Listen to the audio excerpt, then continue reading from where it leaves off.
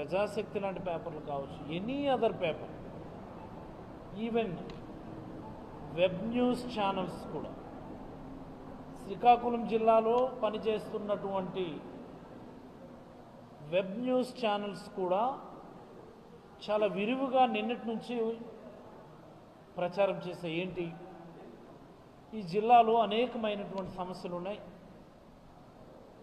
ఈ జిల్లాలో పూర్తి చేయాల్సినటువంటి ప్రాజెక్టులు ఇంకా చాలా ఉన్నాయి, వీటన్నిటిపైన గౌరవ ముఖ్యమంత్రి గారు కామెంట్ చేస్తారు, జిల్లా అభివృద్ధి కోసం మాట్లాడతారు అన్నటువంటి ఆశలు కల్పించినాయి. మొదటిది.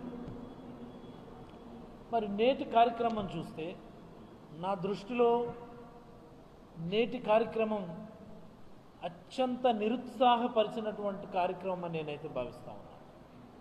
అత్యంత నిరుత్సాహపరిచినటువంటి కార్యక్రమం. ఎందుకు ఈ మాట అంటున్నానంటే, చంద్రబాబు గారు మాట్లాడినటువంటి 45 నిమిషాలు 50 నిమిషాల సమయంలో ఎక్కడా కూడా మత్స్యకారుల సంక్షేమం కోసం గతంలో ఆయన ఏం చేశారని చెప్పే అంశాల్లో ఆయన ఏం క్లారిటీ ఇవ్వలేకపోయారు.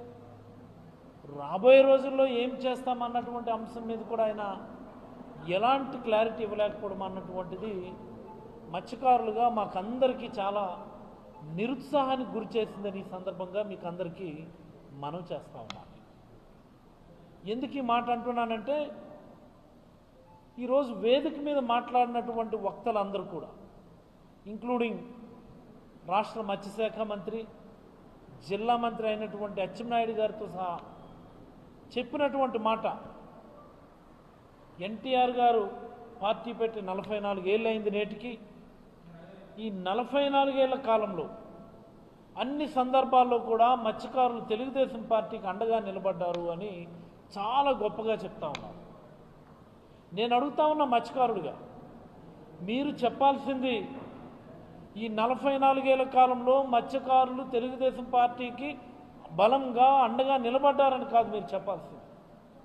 ఈ 44 ఏళ్ల కాలంలో మత్స్యకారుల సంక్షేమం కోసం, మత్స్యకారుల అభివృద్ధి కోసం సుదీర్ఘమైనటువంటి తీర ప్రాంతం కలిగినటువంటి ఈ జిల్లాకి కానీ, సుదీర్ఘమైనటువంటి తీర ప్రాంతం కలిగినటువంటి ఈ రాష్ట్రానికి కానీ ఏమి చేశారో చెప్పుంటే మేమందరం చాలా సంతోషించాం.